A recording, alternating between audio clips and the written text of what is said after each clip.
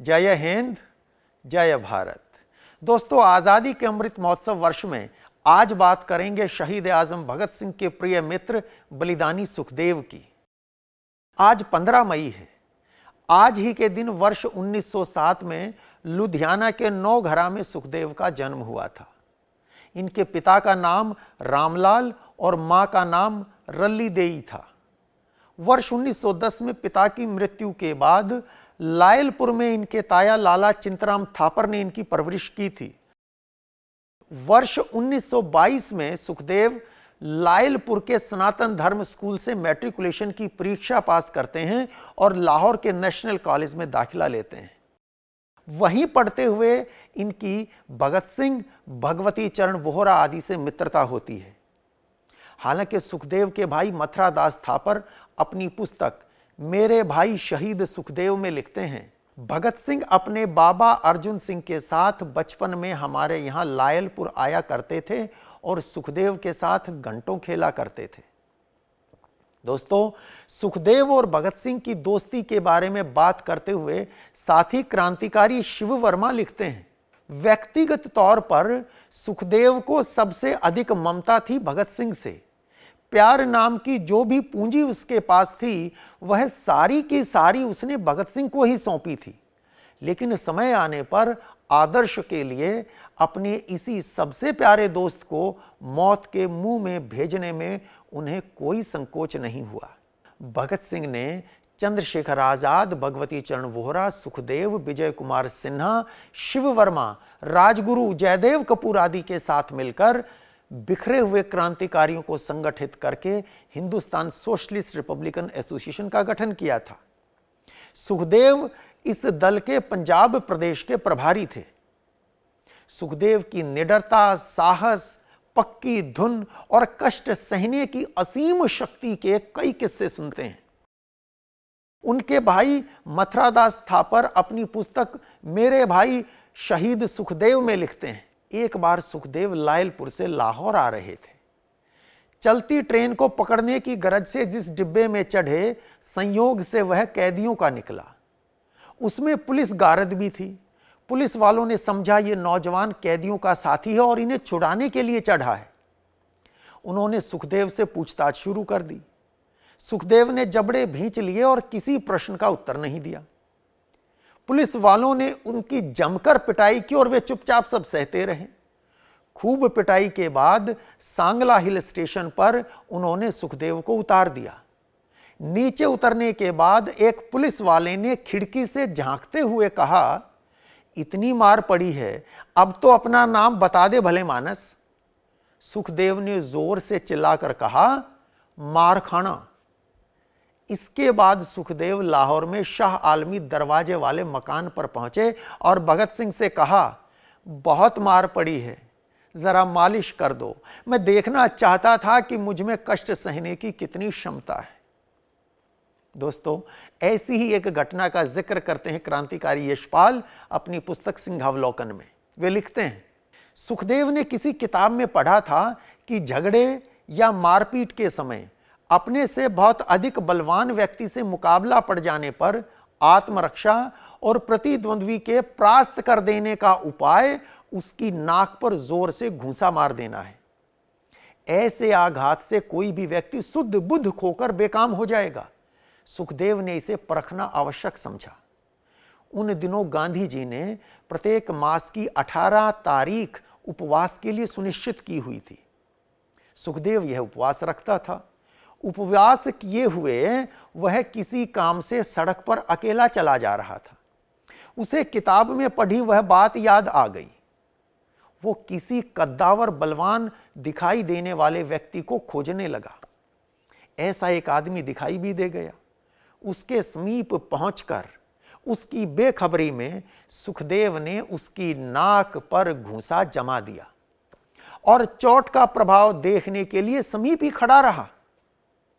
यशपाल लिखते हैं कि चोट खाने वाला आदमी सचमुच अपने चेहरे को दोनों हाथों में संभाल कर सड़क पर बैठ गया और काफी देर बैठा रहा। इस बीच भागकर सुखदेव फरलांग 2 फरलांग दूर जा सकता था, परंतु वह तो अपने परीक्षण का प्रभाव देखने पर तुला था। समीप ही खड़ा रहा। कुछ देर बाद उस व्यक्ति ने होश संभाला और अपने ऊपर अकारण आघात करने वाले व्यक्ति को अपनी अवस्था पर गौर करते पाया। ऐसी अवस्था में चोट खाने वाले ने वही किया जिसकी किसी भी सामान्य व्यक्ति से आशा की जानी चाहिए। उसे अपनी ओर लपकते देख सुखदेव बचने के लिए भागा। एक तो सुखदेव उपवास के कारण सुबह से भूखा और कमजोर था, उस पर उसके परीक्षण का पात्र उससे 2.5 गुना बलवान। सुखदेव काबू आ गया और मार पड़ने लगी। वो असहाय होकर मार खाने के लिए बैठ गया। आते जाते व्यक्तियों ने बीच बचाव कर उसे छुड़ाया। पूछा गया, आखिर तुमने पहले मारा क्यों? सुखदेव का उत्तर था, मैंने मारा था, अब तुम मार लो। इस परीक्षा से सुखदेव को नाक पर घूंसे के फल का उचित अंदाजा हो गया था। ऐसी ही एक घटना का जिक्र क्रांतिकारी शिव वर्मा अपनी पुस्तक संस्मृतियां में करते हैं। वे लिखते हैं, हठी होने के साथ साथ सुखदेव झक्की भी था। अगर एक बार उसे किसी बात की झक सवार हो गई तो किसकी मजाल कोई उसे अपने निर्णय से डिगा सके। एक बार आगरा में उसे अपनी सहन शक्ति की परीक्षा करने की झक हुई। एक बहाना भी मिल गया। विद्यार्थी जीवन में जब क्रांतिकारी दल से उसका संपर्क नहीं हुआ था, उसने अपने बाएं हाथ पर ओम और अपना नाम गुदवा लिया था। फरारी की हालत में पहचान के लिए यह बहुत बड़ी निशानी थी। आगरा में बम बनाने के लिए नाइट्रिक एसिड खरीद कर रखा गया था। किसी को बताए बगैर उन्होंने बहुत सा नाइट्रिक एसिड ओम और अपने नाम पर लगा लिया। शाम तक जहां जहां एसिड लगा था वहां गहरे जख्म हो गए और सारा हाथ सूज गया, बुखार आ गया। लेकिन इस सब के बावजूद न तो उसने अपनी तकलीफ का किसी से जिक्र किया और न उसकी चुहलबाजी में कोई कमी आई। शिव वर्मा लिखते हैं, हम लोगों को उसकी कारस्तानी का पता तब चला जब दूसरे दिन नहाने के लिए उसने अपना कुर्ता उतारा। उसकी हालत देखकर जब आजाद और भगत सिंह नाराज हुए तो हंसते हंसते सुखदेव ने कहा, शिनाख्त भी मिट जाएगी और एसिड में कितनी जलन है इसका अनुभव भी हो जाएगा। इसके बाद वह 4-5 दिन आगरा में रहा।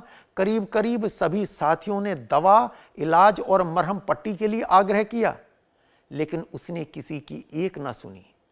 वह तो तकलीफ सहने की अपनी क्षमता की परीक्षा ले रहा था।